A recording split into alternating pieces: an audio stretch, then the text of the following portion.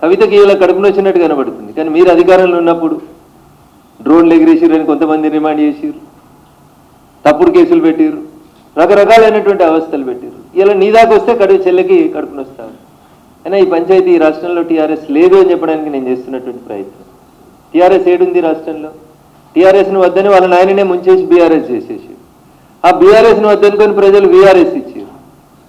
ఇలా TRS, BRS, కవిత, కేటీఆర్, కేసీఆర్ అనేది చెల్లని రూపాయలుగా మారిపోయినాయి తెలంగాణ సమాజంలో. 2001 కేసీఆర్ తెలంగాణ ఉద్యమాన్ని ప్రారంభించినప్పుడు 18 నుంచి 35 ఏళ్ళ వయసున్న వాళ్ళంతా జై తెలంగాణ అంటే ఇట్లా పుట్టలు తెచ్చుకొని వచ్చినారు, రోడ్డు మీదకి వచ్చినారు.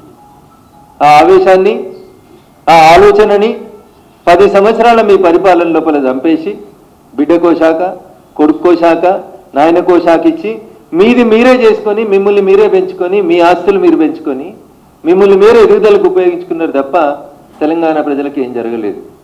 తెలంగాణ రాష్ట్రం రావాలని పెట్రోల్ పోసుకొని తనని తను తగలబెట్టుకున్న శ్రీకాంతాచారి కుటుంబానికి ఏం దక్కలేదు మీ 10 ఏళ్ల పాలనలో. అమరుడైన శ్రీకాంతాచారి, మొదటి అమరుని దగ్గర నుంచి, శ్రీకాంతాచారి దగ్గర నుంచి మొదలుకుంటే 120 కిలోమీటర్ల స్పీడ్ తోటి వచ్చేటువంటి రైళ్లను ముద్దాడినటువంటి పాలమూరు బిడ్డలకు కూడా రూపాయి దక్కలేదు. గల్లీలో నిలబెడి తినొత్తలేదు. ఢిల్లీలో ఉన్న యూపీఏ ప్రభుత్వానికి కానీ ఢిల్లీకి పోయి చచ్చిపోయిన మా రంగారెడ్డి జిల్లా యాదిరెడ్డి గారి కుటుంబానికి కూడా ఏం దక్కలేదు.